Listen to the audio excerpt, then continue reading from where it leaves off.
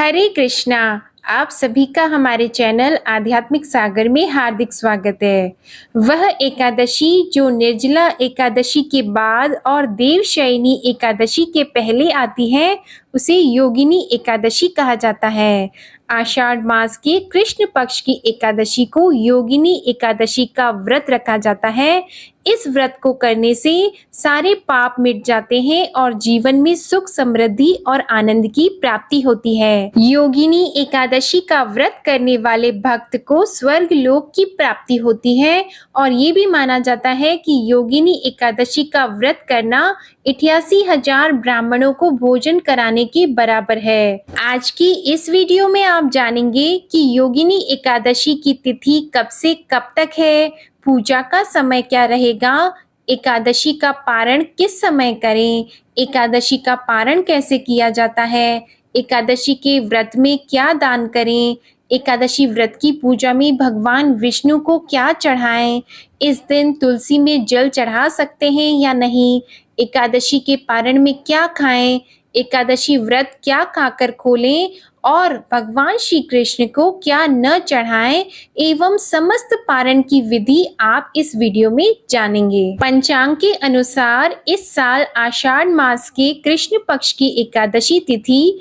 13 जून मंगलवार को सुबह 9:28 पर शुरू होगी और यह तिथि अगले दिन 14 जून बुधवार को सुबह 8:48 तक रहेगी। उदया तिथि के आधार पर योगिनी एकादशी का व्रत 14 जून बुधवार को रखा जाएगा। जो लोग योगिनी एकादशी का व्रत रखेंगे उनको विष्णु पूजा का शुभ मुहूर्त जान लेना चाहिए। 14 जून को योगिनी एकादशी पूजा के 2 शुभ मुहूर्त हैं। पहला मुहूर्त है सुबह 5:23 से सुबह 8:52 तक। दूसरा शुभ मुहूर्त है सुबह 10:37 से लेकर दोपहर 12:21 तक। आप अपनी सुविधा के अनुसार इन दोनों मुहूर्त में से किसी भी समय पूजा कर सकते हैं। योगिनी एकादशी व्रत का पारण 15 जून गुरुवार को किया जाएगा। व्रत खोलने का शुभ समय है सुबह 5:23 से सुबह 8:10 तक। एकादशी व्रत का पारण हरिवासर के दौरान नहीं करना चाहिए। जो भक्त एकादशी व्रत रखते हैं उन्हें व्रत पारण के लिए हरिवासर समाप्त होने का इंतजार करना चाहिए। हरिवासर द्वादशी तिथि की पहली 1/4 अवधि होती है। एकादशी व्रत को खोलने के लिए सुबह का समय उत्तम माना जाता है। अगर सुबह व्रत नहीं खोल सके तो मध्याह्न के बाद इसे खोलना चाहिए। एकादशी के व्रत को समाप्त करने को पारण कहते हैं। एकादशी व्रत के अगले दिन सूर्योदय के बाद पारण किया जाता है और एकादशी व्रत का पारण द्वादशी तिथि समाप्त होने से पहले करना बहुत जरूरी है। यदि द्वादशी तिथि सूर्योदय से पहले समाप्त हो गई हो तो एकादशी व्रत का पारण सूर्योदय के बाद ही होता है। योगिनी एकादशी पर पीली वस्तुओं का दान विशेष रूप से करना चाहिए और विष्णु और भगवान शिव की पूजा अवश्य करें। गेहूं और गुड़ का दान आपको करना चाहिए और बर्तन, चावल और चीनी का दान भी अच्छा होता है। गरीब अंधे जनों में अन्न और वस्त्र का भी आप दान कर सकते हैं। गरीबों में वस्त्र का दान करें, गाय को पालक खिलाएं, धार्मिक पुस्तकों का दान करें, एक तांबे के पात्र में लड्डू भरकर श्री हनुमान जी के मंदिर में दान करें और ताम्र पात्र का भी आप दान जरूर करें। भगवान विष्णु की पूजा में उनकी पसंद के पुष्प और पत्तियां जैसे कमल, चंपा, मालती, केवड़ा, मोगरा, कनेर, गेंदा आदि का प्रयोग करना चाहिए। इसी प्रकार भगवान विष्णु को तुलसी के पत्र अति प्रिय होते हैं, इसलिए तुलसी पत्र को भगवान विष्णु की पूजा में एकादशी के व्रत में अवश्य ही चढ़ाना चाहिए। कुछ लोगों को यह कंफ्यूजन होता है कि एकादशी तिथि को तुलसी में जल चढ़ाएं या ना चढ़ाएं। चूंकि भगवान विष्णु को तुलसी जी बेहद प्रिय हैं, इसलिए तुलसी माता सभी एकादशी तिथि पर भगवान श्री हरि के लिए निर्जला व्रत रखती हैं।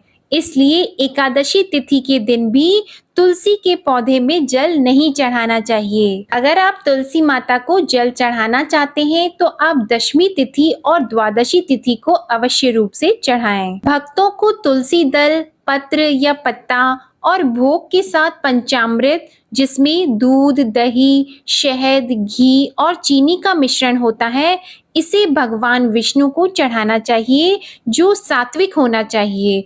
अगर आप इस विधि से अपनी पूरी श्रद्धा के साथ भगवान श्री विष्णु को भोग चढ़ाते हैं तो आपकी सभी मनोकामनाएं पूर्ण होती हैं। अब हम बात करते हैं एकादशी व्रत के पारण में क्या खाना चाहिए। एकादशी व्रत का पारण आंवला खाकर करने से अखंड सौभाग्य, आरोग्य और संतान सुख की प्राप्ति होती है।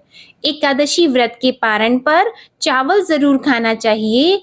एकादशी व्रत के दिन चावल नहीं खाना होता है, लेकिन द्वादशी के दिन पारण के समय चावल खाना उत्तम माना जाता है। आइए अब जान लेते हैं कि एकादशी व्रत का पारण किस विधि से करना चाहिए।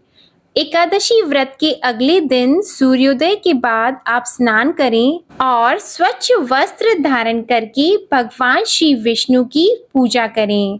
पूजा में आप तुलसी पत्र अवश्य चढ़ाएं, लेकिन इस दिन भगवान श्री विष्णु की पूजा में गंगा जल चढ़ाने की मनाही होती है। भोग में आप भगवान विष्णु को खीर, हलवा, पूड़ी, सब्जी, फल, मिठाई आदि का भोग लगा सकते हैं। भगवान विष्णु को तुलसी पत्र भी चढ़ाया जाता है और एकादशी के दिन भगवान विष्णु की पूजा करने से मनोवांछित फल प्राप्त होता है। अगर आप सच्चे मन से भगवान विष्णु का यह व्रत रखकर आप पूजा करते हैं तो भगवान विष्णु के इन मंत्रों का आप जाप अवश्य करें। पारण मंत्र का उच्चारण करें। पारण मंत्र इस प्रकार है: ओम नमो भगवते वासुदेवाय, द्वादशी तिथिम समागतम, व्रतम च समाप्य च अन्नम जलम भक्ष्यामि, श्री मन्म महाविष्णवे नमः। पारण के बाद आप स्वयं भी प्रसाद ग्रहण करें और प्रसाद का वितरण अपने परिवारजनों और ब्राह्मणों में भी करें। और इसके बाद आप दान भी अवश्य रूप से करें, क्योंकि दान के बिना यह व्रत और पारण अधूरा होता है। तो यह थी योगिनी एकादशी के व्रत के पारण की जानकारी। अगर आप एकादशी के व्रत की कथा सुनना चाहते हैं तो हमारे चैनल पर उसकी एक अलग से वीडियो अपलोडेड है, आप उसे भी सुन सकते हैं। उम्मीद है आपको पारण की यह संपूर्ण जानकारी पसंद आई होगी। आपको यह वीडियो और ये जानकारी पसंद आई हो तो वीडियो को लाइक करके चैनल को सब्सक्राइब करना मत भूलिएगा। धन्यवाद।